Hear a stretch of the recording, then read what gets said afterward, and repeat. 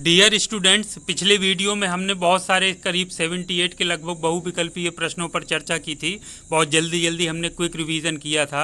उसी के क्रम में ये एनवायरमेंटल स्टडीज़ में हम 50 प्रश्नों के एक सेट को और डिस्कस करेंगे। तो जल्दी जल्दी हम इसको देखेंगे क्योंकि आपका सारा पढ़ा हुआ है, आपको खाली एक बार रिवीजन करना है। तो परीक्षा के पहले का रिवीजन है ये, और चूँकि टाइम कम है तो हम इसको जल्दी जल्दी रिवीजन करेंगे। तो आइए शुरुआत करते हैं। सबसे पहले देखते हैं DDT यानी कि डाईक्लोरो डाईफेनिल ट्राईक्लोरोएथेन। ये क्या है? ये चार इसमें ऑप्शन दिए हैं। प्रतिजैविक है, जैव अपघटनीय प्रदूषक है, या अजैव अपघटनीय प्रदूषक। अजैव अपघटनीय प्रदूषक को कहते हैं नॉन बायोडिग्रेडेबल पॉल्यूटेंट्स, या इनमें से कोई नहीं, तो ये सी ऑप्शन सही है। यानी DDT एक अजैव अपघटनीय प्रदूषक है, यानी नॉन बायोडिग्रेडेबल पॉल्यूटेंट है। अगला है सूर्य से आने वाले हानिकारक पराबैंगनी किरणों से होता है। आप सबको पता है त्वचा का कैंसर या स्किन कैंसर होता है। ओजोन परत इसको रोकती है, आने नहीं देती है पृथ्वी तक। अगला प्रश्न है, यदि जल का प्रदूषण वर्तमान गति से होता रहा तो अंततः क्या हो जाएगा? जल पादपों के लिए ऑक्सीजन के अणु अप्राप्त हो जाएंगे, यानी ऑक्सीजन के अणु मिलेंगे ही नहीं यदि जल प्रदूषण इसी तरह से बढ़ता रहा। नदियों में जल प्रदूषण की माप की जाती है किससे? Cl2 की घुली हुई मात्रा से, O3 की घुली हुई मात्रा से, N2 की घुली हुई मात्रा से, या O2 की घुली हुई मात्रा से। तो O2 की घुली हुई मात्रा से नदियों में जल प्रदूषण की माप की जाती है। निम्न में से कौन सी गैस वायु को प्रदूषित नहीं करती है? तो CO2, CO, NO2, SO2। तो NO2, SO2, CO यानी carbon monoxide, nitrous oxide, sulphuric sulphur dioxide, ये सारे तो प्रदूषित करती हैं। CO2 को हम मान सकते हैं कि गैस वायु को प्रदूषित नहीं करती है। निम्न में से कौन एक वाहन प्रदूषण का भाग नहीं है? तो H2CO, NO2, SO2। तो CO, NO2, SO2 तो वाहन प्रदूषण के सब अभिन्न अंग हैं। H2 जो है हाइड्रोजन, वो वाहन प्रदूषण का एक भाग नहीं है। ऊर्जा के किस रूप में प्रदूषण की समस्या नहीं होती है? सौर ऊर्जा के रूप में सौर ऊर्जा से प्रदूषण की समस्या नहीं होती है। तो डी ऑप्शन आपका सही है। निम्न में कौन अधिकतम ध्वनि प्रदूषण का कारण है? भारी ट्रक यातायात, निर्वाचन सभाएं, पॉप गीत, या जेट उड़ान। जेट उड़ान जो होती हैं वो बहुत ज़्यादा वायु प्रदूषण या ध्वनि प्रदूषण करती हैं। तो ये आपका सही ऑप्शन डी होगा, जेट उड़ान। राष्ट्रीय पर्यावरण अभियांत्रिकी संस्थान कहाँ स्थित है? ये नागपुर में स्थित है। अगला है मानव जनित पर्यावरण प्रदूषण क्या कहलाते हैं? परजैविक कहलाते हैं, पैराबायोटिक कहते हैं इनको अंग्रेजी में। वैश्विक तापन यानी ग्लोबल वार्मिंग के फलस्वरूप हो सकता है क्या क्या हो सकता है? समुद्र तल में वृद्धि हो सकती है, बिल्कुल होता है। फसल के स्वरूप में परिवर्तन हो सकता है, बिल्कुल सही है। तट रेखा में परिवर्तन हो सकता है, बिल्कुल सही है। तो डी ऑप्शन ये सभी है, तो सही ऑप्शन ये सही है। तो डी ऑप्शन इसका सही उत्तर होगा। तो कोई एक गलती से मत लगा दीजिएगा। जैसे पहला आप देखें और समुद्र तल में वृद्धि, तो ये तो होता है, ग्लोबल वार्मिंग का एक परिणाम है, तो इस पर टिक मत कर दीजिएगा। चारों ऑप्शन एक बार जरूर देखिएगा तभी टिक करिएगा। तो जैसे सभी इसमें डी ऑप्शन सही उत्तर है। अगला है वायुमंडल में जिस ओजोन छिद्र का पता लगाया गया है वह कहाँ स्थित है? अंटार्कटिका के ऊपर है, जहाँ ओजोन की परत में छिद्र हो गया है। निम्न में से कौन सी गैस वैश्विक उष्णता यानी जिसको ग्लोबल वार्मिंग कहते हैं उसके लिए उत्तरदायी है? केवल ऑक्सीजन, दूसरा है ऑक्सीजन और कार्बन डाइऑक्साइड, सी कार्बन डाइऑक्साइड और मीथेन, और डी है केवल मीथेन। तो सी ऑप्शन सही है, कार्बन डाइऑक्साइड और मीथेन ये ग्लोबल वार्मिंग के लिए उत्तरदायी हैं। पराध्वनिक जेट प्रदूषण यानी सुपरसोनिक जेट पोल्यूशन पैदा करता है किसको पतला करके? O3 की परत को, O2 की परत को, SO2 परत को, या CO2 परत को। तो ऑब्वियस सी बात है, ओजोन यानी कि O3 की परत को पतला कर रहा है या उसका क्षरण कर रहा है, उसको डिप्लीट कर रहा है। तो ये सही ऑप्शन होगा ए, यानी कि O3 की परत को।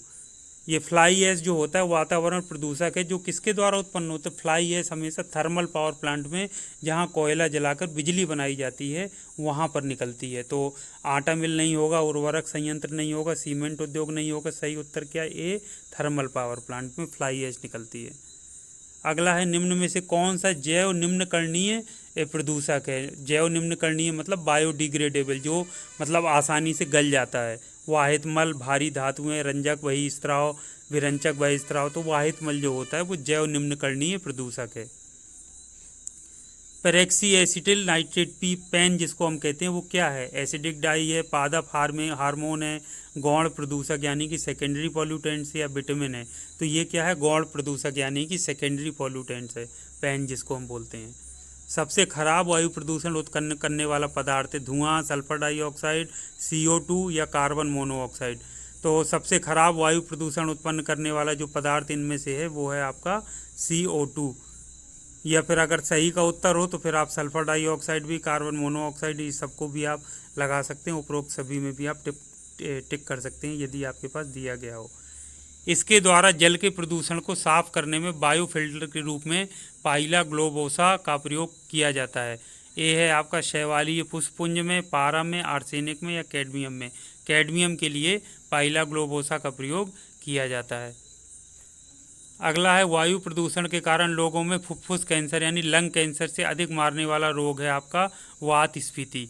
वात स्फीति ये आपका डी नंबर जो ऑप्शन है वो आपका सही ऑप्शन है।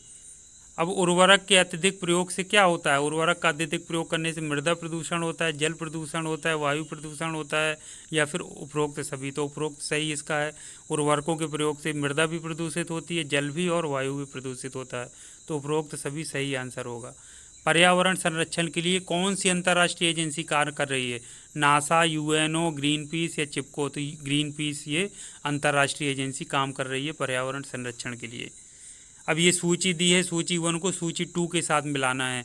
ए जैसे ए आपका एस्बेस्टस धूल, बी सीसा, सी पारा, डी कार्बन मोनोऑक्साइड। तो इनसे संबंधित कौन कौन से रोग होते हैं वो आपको सूची 2 में दिए हैं। तो मस्तिष्क, उदर, फेफड़ा, रक्त धाराएं। तो इन सबको यदि मिलाते हैं तो सी ऑप्शन सही है, यानी एस्बेस्टस धूल से क्या होता है? फेफड़े पर असर पड़ता है। सीसा से क्या होता है? उदर पर दुष्प्रभाव पड़ता है। पारे से क्या होता है? चौथे नंबर का रक्त धाराओं पर प्रभाव पड़ता है। कार्बन मोनोऑक्साइड से क्या होता है? मस्तिष्क पर प्रभाव पड़ता है। तो इस तरह से हम मिलान करेंगे तो सी ऑप्शन आपका सही उत्तर आएगा। भूमिगत जल को प्रदूषित करने वाले अजैविक प्रदूषक हैं यानी एबायोटिक पॉल्यूटेंट्स कौन से हैं? शैवाल यानी एल्गी जिनको हम बोलते हैं।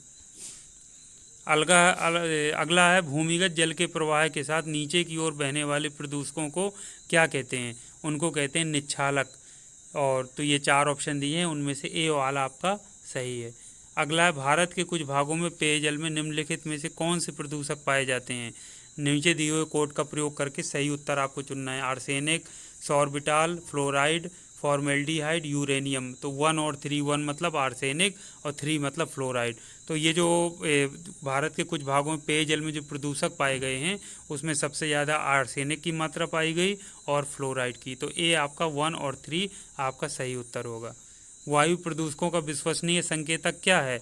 उनका लाइकेंस और मोस। अगला है मोटर कार से उत्पन्न प्रदूषक जो मानसिक रोग पैदा करता है कहते हैं, क्या कहते हैं? पीबी यानी कि लेड निकलता है, उससे मानसिक रोग पैदा होता है। अगला है कार्बन मोनोऑक्साइड एक प्रदूषक है क्योंकि ये हीमोग्लोबिन से संयोग कर लेता है। हीमोग्लोबिन के साथ क्या करता है? क्रिया कर लेता है। तो ये डी ऑप्शन आपका सही उत्तर है। मुख्य वायु प्रदूषक क्या है? मुख्य वायु प्रदूषक में आपका CO2, N2 गंधक। तो सबसे ज़्यादा मुख्य वायु प्रदूषक आपका कार्बन मोनोऑक्साइड है। मुंबई और कोलकाता जैसे शहरों में प्रमुख वायु प्रदूषक क्या है? CO और SO2, हाइड्रोकार्बन, शैवालीय जीवाणु या ओजोन।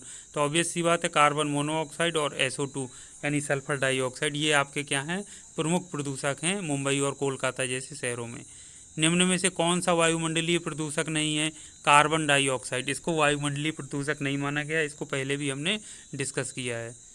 हरित गृह कहलाने वाली यानी ग्रीन हाउस गैसें किसको कहते हैं? 4 ऑप्शन दिए हैं तो 4 गैसों के नाम दिए हैं। तो डी ऑप्शन अगर आप देखेंगे उसमें आपको CO2 होगा, मीथेन है, NO2 है और CFC यानी क्लोरोफ्लोरोकार्बन है। तो ये 4 ऑप्शन जिसमें सम्मिलित हैं वही आपकी हरित गृह यानी ग्रीन हाउस गैसेस कहलाती हैं। कौन सी गैस पृथ्वी पर हरित गृह प्रभाव यानी ग्रीन हाउस इफेक्ट में सर्वाधिक योगदान करती है? फ्रीऑन, मीथेन, कार्बन डाइऑक्साइड या क्लोरोफ्लोरोकार्बन। तो कार्बन डाइऑक्साइड सबसे अधिक प्रभावित करती है, इसको आपको याद रख लेना है। अगला है मेट्रोपॉलिटन नगरों में प्रदूषण का प्रमुख स्रोत क्या है? उसमें रेडियोधर्मी पादप, स्वचालित वाहन, उद्योग या कीटनाशक। जो वाहन होते हैं वो मेट्रोपॉलिटन शहरों में प्रदूषण का सबसे प्रमुख स्रोत हैं। अगला है निम्न में से कौन सी गैस हीमोग्लोबिन से संयोग कर रक्त में एक विषैला पदार्थ बनाती है? Carbon monoxide. अभी ऊपर हमने इसको डिस्कस किया था। निम्नलिखित में से कौन सा जैव निम्नकरणीय है? जैव निम्नकरणीय मतलब बायोडिग्रेडेबल, जो आसानी से गल जाता है। प्लास्टिक नहीं है, पॉलीथीन नहीं है, पारा नहीं है, रबर या कागज़ को हम बायोडिग्रेडेबल मान सकते हैं। अगला है निम्नलिखित प्रदूषकों में कौन जैव विघटित है जो आसानी से बायोडिग्रेडेबल, जिसको हम अभी बात कर रहे थे। पारा तो नहीं है, वाहित मल है, प्लास्टिक नहीं है, एस्बेस्टम नहीं है। तो वाहित मल आपका बायोडिग्रेडेबल या जैव विघटित है। निम्न में से किस वायु प्रदूषक के कारण मनुष्य में तंत्रिका तंत्र यानी कि नर्वस सिस्टम संबंधी रोग पैदा होते हैं। तो सीसा या लेड के कारण, पीबी अभी ऊपर हमने पढ़ा था। उसके बाद निम्न में से कौन सा वायु प्रदूषक मनुष्य में रक्त दाब को बढ़ा देता है और दिल संबंधी रोग पैदा करता है। कैडमियम। कैडमियम के कारण क्या होता है, रक्त दाब बढ़ जाता है और दिल संबंधी रोग पैदा हो जाते हैं। अगला है लोहे की खानों में काम करने वाले मजदूरों में लौह सकित महत्ता यानी आयरन स्ट्रेंथ रोग होने का कारण क्या है। सिलिका। सिलिका के कारण मजदूरों में इस तरह का रोग हो जाता है। वायुमंडल में CO2 का निर्माण मुख्यतः हुआ है वनों की अग्नि से, जीवों के श्वसन से, सूक्ष्म जीवों की क्रियाओं से या कारखानों के धुओं से। तो जीवों के श्वसन से। अगला है ताजमहल को क्षति पहुंच रही है किससे। यमुना में बाढ़ से, अधिक ताप पर संगमरमर के अपघटन से, मथुरा तेल शोधनशाला से निकले वायु प्रदूषकों से, या इनमें से कोई नहीं। तो सी जो मथुरा तेल शोध खाने हैं वहाँ से जो वायु प्रदूषक निकलते हैं उससे ताजमहल को क्षति पहुँच रही है, बिल्कुल संगमरमर काला पड़ रहा है। अगला क्या है, कहा जाता है कि ताजमहल मार्बल कैंसर से ग्रस्त है। ये मार्बल कैंसर क्या है, निकटतम उद्योगों से ताजमहल में धुआं भरना, ताजमहल के मार्बल में बड़ी संख्या में कवक लगना, अम्लीय वर्षा जो मार्बल का क्षरण करती है, या फिर कज्जल कणों के कारण मार्बल का पीला होना। तो सी अम्लीय वर्षा जो मार्बल का क्षरण करती है उसके कारण उसमें ताजमहल में प्रॉब्लम हो रही है, जिसको मार्बल कैंसर का नाम हम देते हैं। पृथ्वी के वायुमंडल में उपस्थित ओजोन स्तर क्या करती है, पराबैंगनी किरणों के प्रवेश को कम करता है। ए ऑप्शन इसका सही है। मिनामाता महामारी जिसके कारण 1965 में जापान में अनेक लोग मरे थे, पानी में इसके प्रदूषण के कारण फैली थी। 4 ऑप्शन है, सीसा, पारद या पारा को पारद कहते हैं, फ्लोराइड या DDT। तो ये पारद या पारे के कारण ये महामारी फैली थी जिसमें बहुत सारे लोग मारे गए थे। कार्बन मोनोऑक्साइड इसे मेजर पॉल्यूटेंट ऑफ, यानी कि जो कार्बन मोनोऑक्साइड है वो सबसे बड़ा प्रदूषक किसका है, वाटर का यानी जल का, एयर हवा का, नॉइज़ का या सॉइल का। तो ऑब्वियस सी बात है वायु या एयर का सबसे बड़ा प्रदूषक है carbon monoxide. Generally speaking the atmosphere in big cities is polluted most by, यानी सामान्य भाषा में कहें कि जो बड़े शहर हैं वहाँ पर जो वातावरण प्रदूषित हो रहा है वो किसके कारण हो रहा है, रेडियो एक्टिव के कारण, हाउस होल्ड वेस्ट के कारण, ऑटोमोबाइल ऑक्सिस्ट यानी ऑटोमोबाइल यानी ये जो वाहन है उनसे निकले धुएँ से, या पेस्टिसाइड रेजिड्यूज से। तो ये हमने रेजिड्यूज से, तो ये हमने अभी पढ़ा था। ऑटोमोबाइल यानी जो वाहन है उनसे निकले धुएँ के कारण प्रदूषण सबसे ज़्यादा फैल रहा है। अगला है चेरनोबिल ट्रेजिडी कब हुई थी, ये हुई थी 26 अप्रैल 1986 को। तो बी ऑप्शन इसका सही होगा।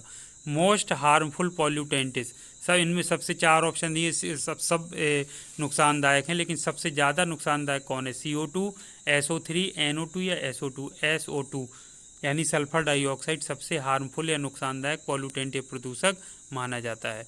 तो इस तरह से आपने 50 ये आपने ऑब्जेक्टिव टाइप या MCQ प्रश्नों का सेट देखा। हमने थोड़ा जल्दी किया ताकि आपने पढ़ा हुआ है, बस आपको एक बार रिवीजन करना था, थोड़ा एक बार माइंड में आपके बैठ जाएगा। तो और एक बात मैं और बता दूं कि ये जो परीक्षाएं आपकी हो जाएंगी उसके बाद जनरल नॉलेज के जो प्रश्न कंपटीशन के एग्जाम में पूछे जाते हैं उनमें से ये प्रश्न इस तरह के बहुत सारे पूछे जाते हैं। तो आप सिर्फ इन परीक्षाओं की तैयारी के लिए नहीं बल्कि अब आगे की परीक्षाओं की तैयारी के लिए भी इनको ज़रूर एक बार पढ़ लीजिए, रिवीजन कर लीजिए। यदि आपको किसी प्रश्न में कोई डाउट हो तो नेट पर सर्च करके या कोई अच्छी बुक आप रेफ़र करके आप उससे भी देख सकते हैं, क्योंकि कुछ क्वेश्चंस ऐसे होते हैं जिनमें कहीं ना कहीं कुछ ना कुछ कन्फ्यूजन भी बना रहता है। तो इसी तरीके के और प्रश्नों के साथ मैं नेक्स्ट वीडियो में आपसे मिलता हूँ। आप लोग इसी तरह से स्टडी करते रहिए, अध्ययन करते रहिए। Thank you very much. आपका दिन शुभ हो।